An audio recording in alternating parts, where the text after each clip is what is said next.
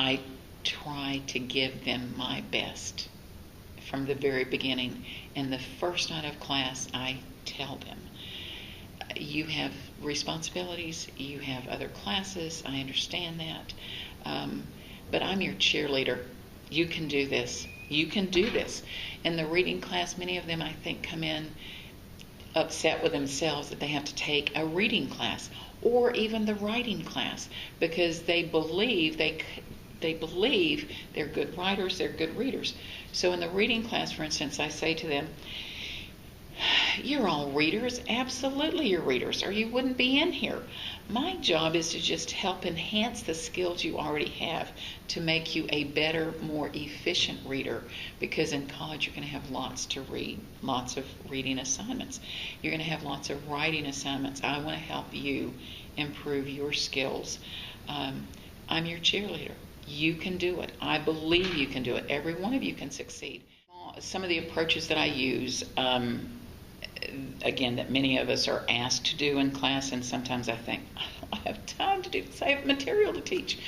But get acquainted activity, icebreakers, and we did that always in the IVY classes, and I think that's continued. And again, we're asked as full-time faculty and adjuncts in all of our classes, no matter what we're teaching, to give some time in the classroom to help students get to know one another. And one of the approaches I use now is, I need you to get up and walk around and introduce yourself. So I have an autograph party, if you will. And so they have to go get another student's autograph on this particular item, like I didn't get enough sleep last night, or I didn't eat breakfast this morning. But another one that I've come up with then is for them to just talk to a fellow classmate about similarities they have. Are you working full-time? Do you have kids? What other classes are you taking? And so I list some items on the board, and that as starters, and that helps. So get acquainted, share a little bit about me so that they understand I too have a life, just as I understand they have a life outside my classroom. And I just work with them as the teachable moment occurs. I think listening is so important as an instructor, to listen to the students, because we can't see inside. We can't begin to know what they're dealing with. I had a student this week she missed 2 classes last week, but she communicated, let me know her mom was in the hospital. And so when she returned last night, she said, I've got all my work done, etc., etc.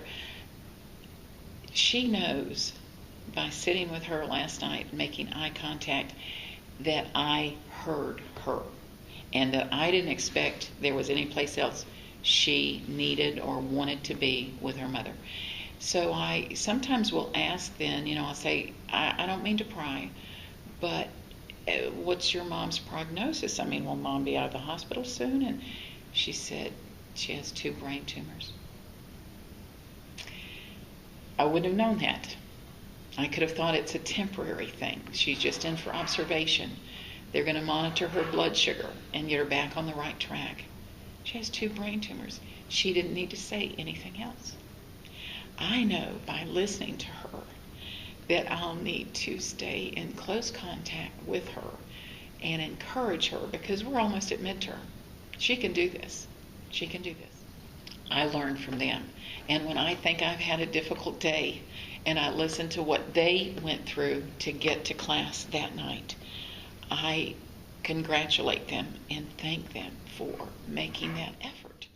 But in closing and looking back over my years at Ivy Tech, and I've said for a number of years, I've been here 20 years, and I knew it wasn't quite 20, but now I know it really has been 20 years. When I finished high school, I knew I wanted to teach. I too went down the path of community college. And when I started my 3rd year of college at University of Florida in Gainesville, I felt totally lost and overwhelmed. Long story short, one morning as I commuted 50 miles one way to school, I almost had a head-on collision because I fell asleep at the wheel. I thought, okay, I'm done. I can't do this. I mean, my life is more important than continuing the next semester at college. I knew I had to take a break. I was the first in my family to go to college. Sometimes I'll take a minute in class and share that story so that they know I've been there. I've been there. So I went back to the high school where I had graduated, and I said to the principal at the time, Mr. Porterfield, who taught me in the 11th grade, I said, Mr. Porterfield, I have 3 years of college. I want to teach, but I need a break. Could you use me as a substitute? He was my favorite high school teacher. And he said, oh, Brenda, I hate to think you're going to stop your education right now. And I said, oh, no, Mr. Porterfield, I will teach. I just need a break right now. True to my word, I continued working. He put me in the classroom. I knew then that's what I wanted to do. And I got a job upon graduation. It was just short term. Woman was on maternity leave. I stepped in and taught science for 6 weeks. but I began the next fall teaching, and I had a few interruptions along life's way, but I retire with a smile.